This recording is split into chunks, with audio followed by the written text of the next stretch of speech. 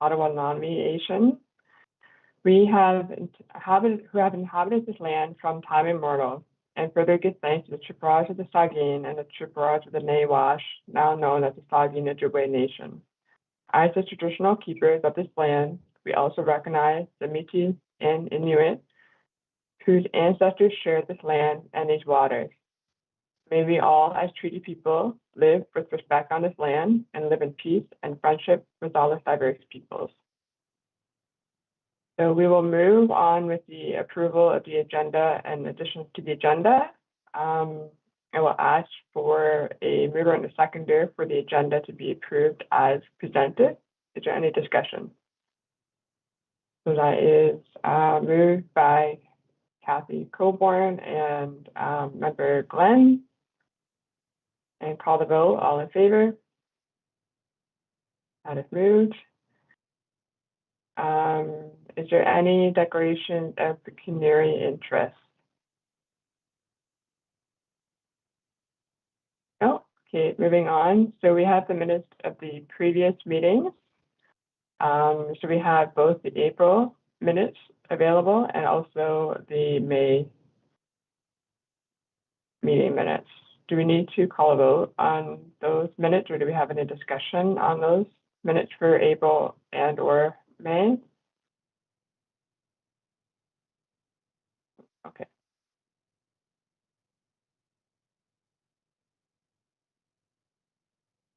Okay, moving on. So new applications. Oh, go ahead. I'm sorry, Chair Ladresse. I'm just wondering, do we need to vote on the approval of those minutes, or have we satisfied the requirements according to our?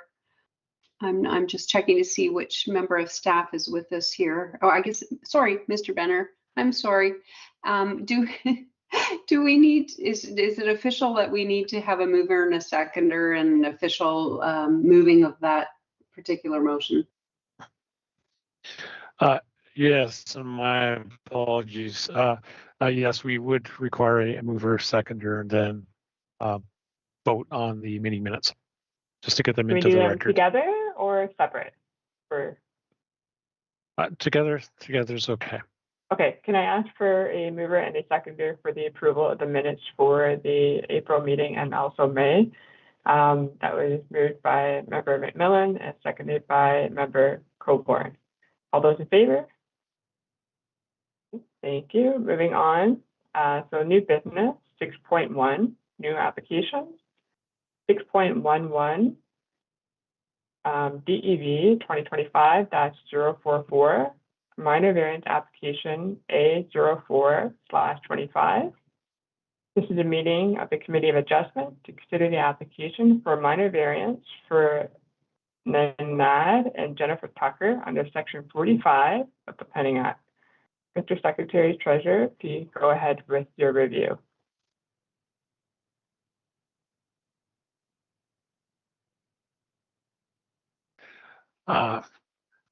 Thank you, Chair Ladresse. There have been no requests for deferral or withdrawals of the application. Notice of the application in accordance with Ontario Planning Regulation 197/96 made under the Planning Act was given on May 12, 2025 by mail to all property owners within 60 meters of the property to which is subject to the application and to all required agencies. Notice was also posted on the Township's website under our public notice section. If you wish to be notified of the decisions of the Committee of Adjustment, you must make a written request to the Secretary Treasurer of the Committee, and only a person or public body that requests a notice of decision of the Committee is in respect to this proposed variance may submit an appeal. Okay, I will now read the recommendation. It has been demonstrated that application A04/25 for Jennifer Tucker has partially satisfied Section 45(1) of the Planning Act and has demonstrated that the application is 1, minor in nature if only one sleeping cabin is used, 2, appropriate and desirable use of the land, building, or structure, 3, maintains the general intent and purpose of the official plan, and 4, maintains the general intent of the and purpose of the zoning bylaw.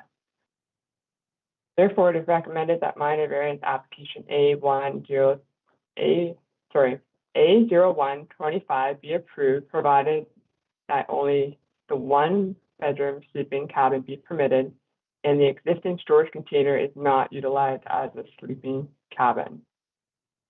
I ask for a mover and a seconder. So moved by member Glenn. I have a question. Oh, absolutely. It says at the top that this is minor variance application A425. And in in our recommendation, we've got A1. Okay. I will refer to staff to double check that it is A04. Thank you, Madam Chair. My apologies, that should read A0425. I'll make note of that for the minutes. Okay, so the application number is A04/25. Can I ask for a mover and a seconder? Moved by member McMillan. Seconded by member Coburn. Was your hand up? I'm sorry, apologies, Michelle. Are we just moving to put this on the floor for discussion at this point? Yeah. Then I will second that.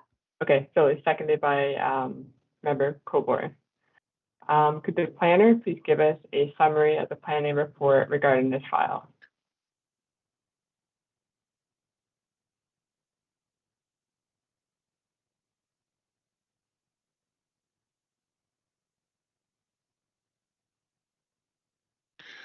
Thank you, Madam Chair. Just want to make sure I wasn't muted. Application A04 has proposed to allow for 2 sleeping cabins within the Shoreline residential zone, where, however, the lot size is undersized, so a variance is required to recognize those.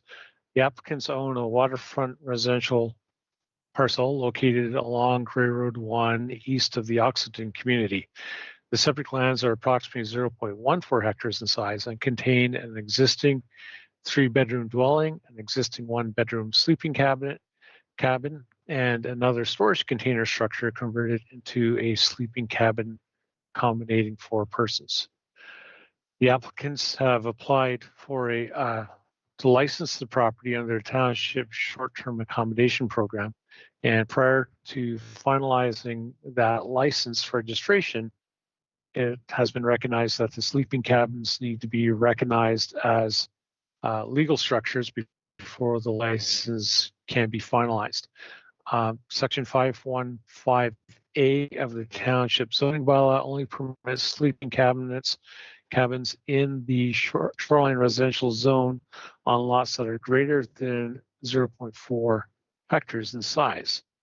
More specifically, that provision allows for 1 sleeping cabin on lots that are larger than 0.4 hectares in size, and 2 sleeping cabins on lots that are greater than 0.8 hectares in size. Keeping in mind this lot is only 0.14 hectares. As the subject lands are less than 0.4 hectares in size and already contain 2 sleeping cabins, a variance to the zoning bylaw is required to recognize the existing cabins. I should also note that the storage container that's situated on site right now has not received building permit approval, and the 1-bedroom sleeping cabinet that's existing, that's not a storage container, has been constructed and is still awaiting the variance to finalize its approval under the Building Code Act. In terms of comments received, down to that section, as was noted earlier, the notice of the application was circulated on May 12th. On June 3rd, we received comments from the Grey Sauble Conservation Authority, and they note no objection to the proposed minor variance to recognize the existing bunkie structures. Depending on when the bunkies were constructed or erected, a permit may have been required from our office, and the landowner should contact their office to verify that. Also received comments from Susan Davis, who's a neighbor, and she provided comments on June 4th.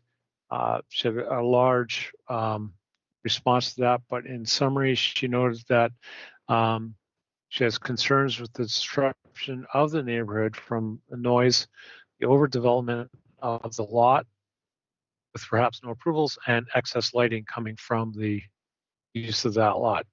Dwayne Ferguson also provided comments on June 6th, and he notes concerns with noise and barking dogs on the property. And Barry and Brenda Fisher also provided comments on June 3rd, and in summary noted the overuse of the property, noise, and community disruptions. That is the extent of the comments received thus far. Okay, thank you. I will now call upon the applicant to provide comments. Please state your first and last name for the record prior to beginning.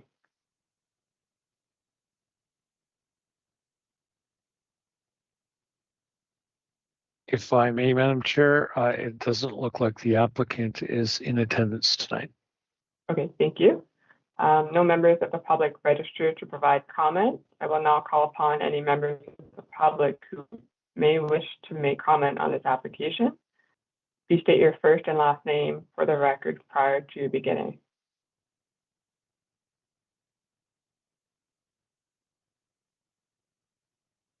Okay, moving. Oh, go ahead. Same thing. There's no public in attendance. Okay. Are there any points raised by the planner, applicant, or public that committee wishes to respond to? Okay, we'll start with member Glenn. Please go ahead. Through you, Madam Chair, to the planning staff. The building that has been built with a building permit, and you're saying it's awaiting final approval. Was the building permit issued for it to be used as a bunkie, or was it building permit issued as a accessory structure? And through you to Madam Chair, to Member Glenn. It looks like when I go back to the look back through the building files, it looks like the construction was started for that building permit. The in order to cease and desist was issued by the building officials. So I don't know if at that point it was intentionally built to be a bunkie. It looks like it likely has been, but because the application was rejected essentially by the building official, we didn't receive the full drawing set and things like that on it. So it's right now that even that building, the 1-bedroom bunkie, is in terms of permit approvals is sitting in abeyance, waiting to see if the variance will be approved for its existence or not. So it has a stop work order on it as we speak today? That's correct. Okay, thank you.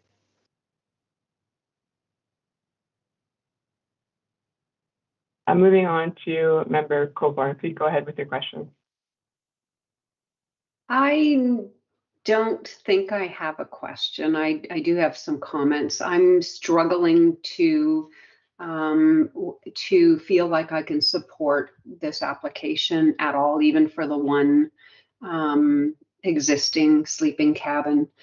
I don't personally consider the difference in lot size to be minor. I think it's excessive. And I think there are setbacks and lot size restrictions put in place to mitigate the difficulties that neighbors experience from these kinds of establishments. And if we ignore those, then I believe we are handing over a can of worms for the municipality to have to deal with in terms of bylaw enforcement. I don't love this request. And unless I hear something more motivating to change my mind, I think I'm opposed to this, regardless of whether it's 1 or 2 sleeping cabins, especially since we've heard from neighboring properties who are already experiencing issues. I do have a question for clarification for the planner. So I just wanted to confirm that the lot size is around 0.1 hectares, and the requirement for even 1 sleeping cabin is 0.4. Is that correct? Madam Chair, that is correct. Is there any other questions raised by the committee? Okay. If there's no further discussion, I will now, sorry, I'm skipping ahead on the script here. If there's no further discussion, I will now call the vote on the motion as presented. All those in favor? Okay. That has not passed. So if there's no further discussion, I will now call for an adjournment of the public meeting. Can I ask for a mover and a seconder? It's moved by Member Glenn and seconded by Member Coburn. And all those in favor? Thank you. And this public meeting is now adjourned. So we'll be moving on to item 6.1.2, DEV 2025-045, 7th application B0625, B0725, and B0825. This is a meeting of the Committee of Adjustment to consider the application for 7 for James and Annette Goodacre under Section 53 of the Planning Act. Mr. Secretary Treasurer, please go ahead with your review. Thank you, Madam Chair. There have been no requests for deferral or withdrawal of this application. Notice of this severance in accordance with Ontario Regulation 18796 was made under the Planning Act, was given on April 17th, 2025 to all property owners within 60 meters of the subject property and to all required agencies. Notice was also posted on the township's website. If you wish to be notified of the decision of the Committee of Adjustment, you must make a written request to the Secretary Treasurer of the Committee. Only a person or public body that requests a notice of decision of the Committee in respect to this proposed severance may submit an appeal. Yeah, we'll now read the recommendation. It has been demonstrated that the proposed applications are consistent with the PPS and comply with the Grey County Official Plan and the general intent and purpose of the Township of Georgian Bluff zoning bylaw 2020-020. Accordingly, it is recommended that applications B0625, B0725, and B0825 be approved with the following conditions applied. 1, that a reference plan be completed and a copy filed with the municipal clerk, or an exemption from the reference plan be received from the Land Registry Office. 2, pursuant to Section 5342 of the Planning Act, the certificate of consent be affixed to the deed within 2 years of the giving of the notice of decision, or as specified in the Planning Act at the time of the deed stamping. 3, that the applicant pays the applicable consent certification fee at the time of certification of the deed. 4, that the applicants pay 5% cash in lieu of parkland in accordance with the Planning Act. 5, that a zoning bylaw amendment be approved by the Township of Georgian Bluffs, recognizing the reduced lot frontages for the severed parcels and the placement of a holding provision recognizing compliance with the environmental impact assessment and CART study completed in support of the application. 6, that approval and or interest permits be obtained from Grey County Transportation Department for the entrances to the severed parcels from Grey Road 17. 7, the road widening of 17 feet or 5.18 meters shall be conveyed to the County of Grey along the frontage of the county road. This shall be legally conveyed at the expense of the applicant. Can I ask for a mover and a seconder? Moved by member Glenn, seconded by member McMillan. Could the chair please give us a summary of the planning report regarding this file? Or sorry, could the planner please give us a summary?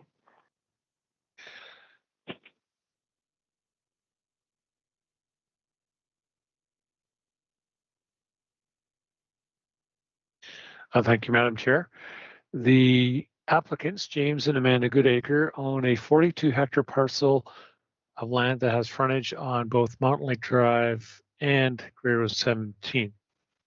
The purpose of applications B06, B07, and B0825 is to sever two 1-hectare parcels and one 1.23-hectare parcel vacant land fronting onto Grey Road 17 for future residential use.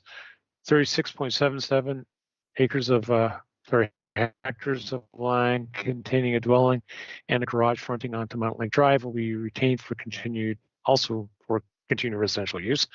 A karst assessment and environmental impact study both completed in support of the applications. Moving down to comments received.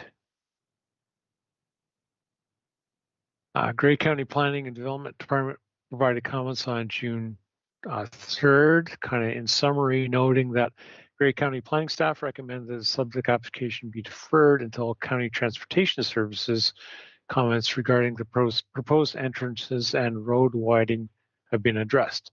Additionally, County Ecology staff are recommending that the mitigation measures provided within the December 2024 AWS environmental impact study be adhered to through conditions of approval, a holding provision and or separate development agreement. Grace Harbor Conservation Authority provided comments on June 4th. They note, based on a review of the application and supporting technical documents, Conservation Authority has no objections to the proposed consents.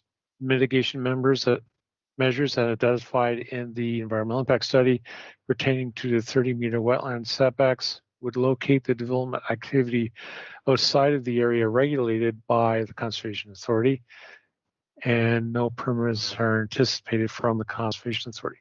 Both the EIS and the karst study identified mitigation measures related to the potential for karst and the proposed development.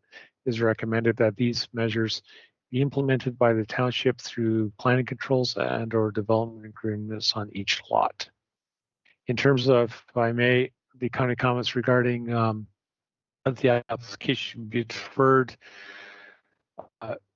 respecting County Transportation Services, rather than a deferral, I took the liberty of putting those as conditions of development approval. Okay, I will now call upon the applicant to provide comments. Please state your first and last name for the record prior to addressing the committee. If I may, Madam Chair, the applicant and or public registered for this or public relating to this application are not in attendance this evening. We can skip ahead then, Joe. Yeah. Are there any points raised by the planner that the committee wishes to respond to?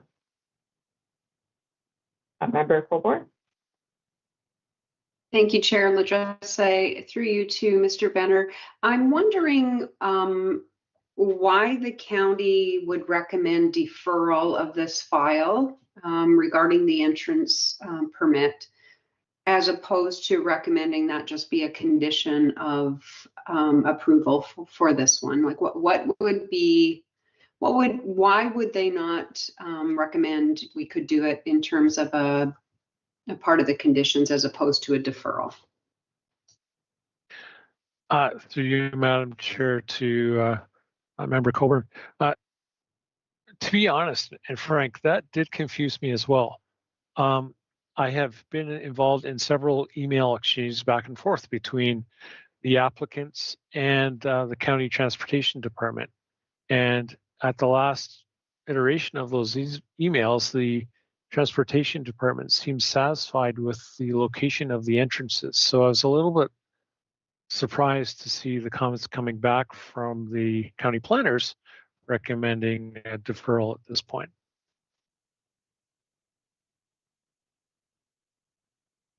Do we have any other questions from the committee? If there's no further discussion, I will now call the vote on the motion as presented. All those in favor? Okay, that is passed. If there's no further discussion, I will now call for an adjournment of this public hearing. Can I have a mover and a seconder, please? Moved by Member Coburn and seconded by Member Glenn. All those in favor? Good. Moving on to item 6.1.3, DEV 2025-047, minor variance application A0525. This is a meeting of the Committee of Adjustment to consider the application for a minor variance for Jenna Laurel Anderson Allen under Section 45 of the Planning Act. Mr. Secretary Treasurer, please go ahead with your review. Thank you, Madam Chair. There have been no requests for deferral or withdrawal of the application. Notice of this application in accordance with Ontario Regulation 19796 made under the Planning Act was given on May 12th, 2025 by mail to all property owners within 60 meters of the subject land and to all required agencies. Notice was also posted on the township's website. If you wish to be notified of the decision of the Committee of Adjustment, you must make a written request to the Secretary Treasurer of the Committee, and only a person or a public body that requests a notice of decision with respect to the proposed variance may submit an appeal.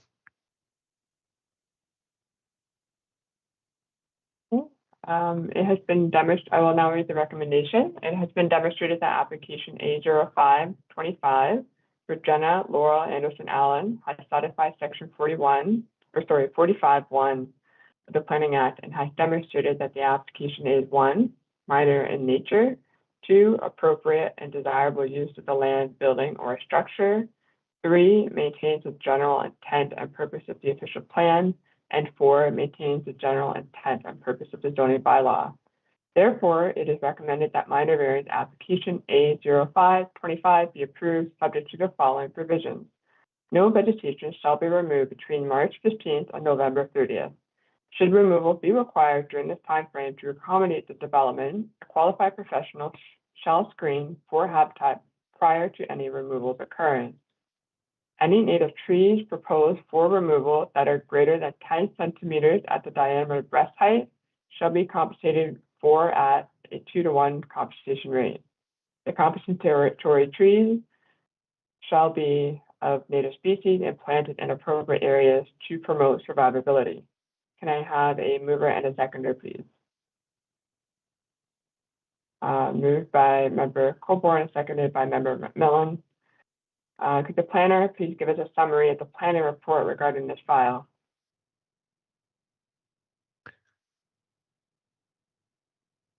Thank you, Madam Chair. The applicants propose to construct a new dwelling and attached garage on a 0.4 hectare parcel located on the east side of Thompson Side Road, north of Railroad 17. These lands are zoned agricultural in the township zoning bylaw. Section 8, Table A2, which is the part of the agricultural zoning provisions of the requires an interior side yard setback of 10 meters for new residential uses in the agricultural zone. The applicants are seeking a variance of 1.7 meters to the side yard setback, reducing the setback to 8.3 meters to accommodate the construction of the new dwelling. In terms of comments received, we did receive comments from Craig County Planning Development Services on June 2nd. And in summary, they note no concern, provided that no vegetation shall be removed between March 15th and November 30th. Should removals be required during this timeline to accommodate the development, a qualified professional shall screen for habitat prior to any removal occurring. And 2, any native trees proposed for removal that are greater than 10 centimeters at diameter breast height shall be compensated for at a 2-to-1 compensation rate. The compensatory trees will be of native species and planted in appropriate areas to provide survivability. Those were the extent of the comments received. Okay. I will now call upon the applicant to provide comments. Please state your first and last name for the record prior to beginning. Good evening, everyone. It's Jenna Anderson Allen. I don't believe I have any further comments to add, but can answer or add any comments if need be. Thank you. No members of the public registered to provide comments. I now call upon any members of the public who may wish to make comment on this application. Please state your first and last name for the record prior to beginning. Don't see anyone. So moving on, are there any points raised by the planner applicant that the committee wishes to respond to? Okay, there's no further discussion. I will now call the vote on the motion as presented. All those in favor? Okay, that motion has passed. There's no further discussion. I will now call for an adjournment of this public meeting. Can I have a mover and a seconder, please? Moved by member Coburn, seconded by member Millen. All those in favor? No further discussion. Am I repeating myself? I'm sorry. I can now call this meeting to adjournment. Do I need to call that vote again, or no? Okay, so all good. All right, thank you. The public hearing is now adjourned. It's been a long day. My apologies. Okay. So item number 7, unfinished business, there is none. So item number 8 is the date of the next regular meeting. Will be on July 15th at 5 p.m. If there's no further business, I will now call for an adjournment of this meeting. Can I have a mover and a seconder? Moved by member Glenn, seconded by member Coburn. Is there any discussion? No. All those in favor? Wonderful. The meeting is now adjourned. Have a great evening, everyone, and thank you. Thanks, Michelle. Thank you, Michael.